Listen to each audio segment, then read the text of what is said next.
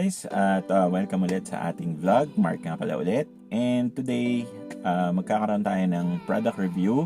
And this product is matagal ko nang gustong subukan pero hindi lang tayo nagkaka-opportunity kasi medyo marami pa yung stocks ko din kasi ng products na gustong i-review. Yung madalas kasi na stocks ko is personal ko pong ginagamit.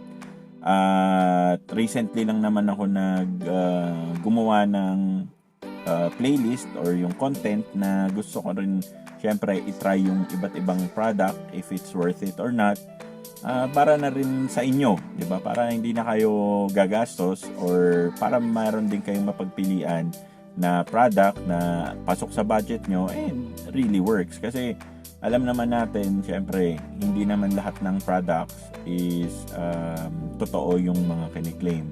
So, yun yung purpose ko kung ba't ako gumawa ng mga videos na related sa car care products na binibigyan din natin sila ng score if it's worth it or not base dun sa price point at dun sa kiniklaim nila. Okay, so yan yung before na state ng ating sasakyan, yung kintab. And we'll apply, ito nga yung reverse perfect shine sa buong sasakyan.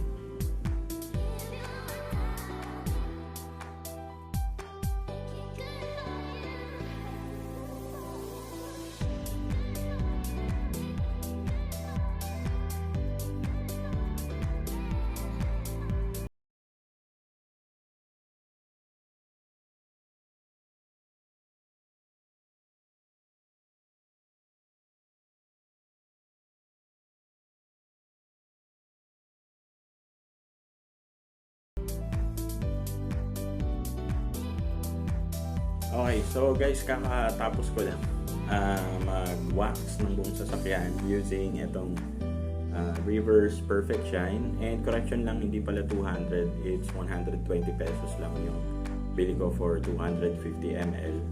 So para sa buong sasakyan, ang nagamit ko siguro mga 1/4 nung bottle. Pwede na. So eto guys yung ginamit kong microfiber. Yan yung para sa wet or yung pang-apply ko ng wax. At ito naman yung pang-dry. Ayan. Okay. Now, ang tinatanong ng lahat, is it worth buying? So, first muna is, i-grade muna natin siya 1 out of 10. So, para sa akin, ang advantage kasi niya, unang-una, ang dali niyang i-apply. Tapos, when it comes to sa kintab, pwede na. I mean, meron na kasi ako mga products na na-test na medyo mas angat ng konti yung kintab kumpara dito. Pero for its price, sa 120 pesos, parang lumalabas is 50 cents per ml lang. So, yun din, isang advantage din niya. So, if it's 1 out of 10, siguro i-score ko siya ng 7. Is it worth buying? Kung sa tingin nyo, or para sa akin personally, pwede na, di ba? If, yun nga, kung ang hanap nyo nga is parang mabilis ang pag-wax, madaling i-apply, hindi nyo na kailangan ng machine para i-buff pa, hand buff lang, pwede na. Yung reverse perfect shine, again 1 out of 7, worth buying. Kumbaga 50-50, so depende sa inyo.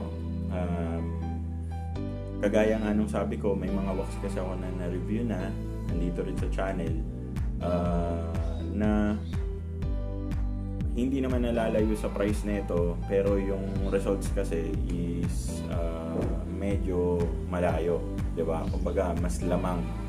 So depende na lang sa inyo kung ano yung pipiliin nyo. Ngayon, syempre papakita ko sa inyo yung itsura ng sasakyan. Okay. So, eto na yung after niya. Ayan. Okay. So, pag hinawakan nyo siya, yes, ano siya, yung para talagang bag, winax. Kumbaga, madulas sa feel. Tapos, wet look.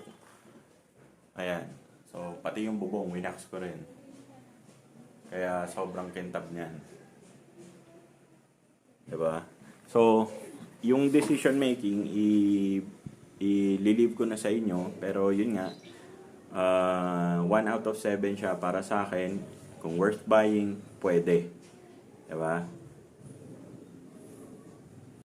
Alright guys, so yun lang for me. Sana nagustuhan nyo yung video natin today. If you did, please give this video a thumbs up. At kung meron kayong mga request, please do let me know sa comment section sa baba. And also guys, kung hindi pa po kayo nakasubscribe, hit nyo na yung subscribe button. And don't forget to like the video. For car parts and accessories needs, please do visit my official Shopee store. Link po sa description section sa baba. Once again, Mark nga pala ulit. Thank you so much for joining me today at magkita-kita tayo sa susunod nating video.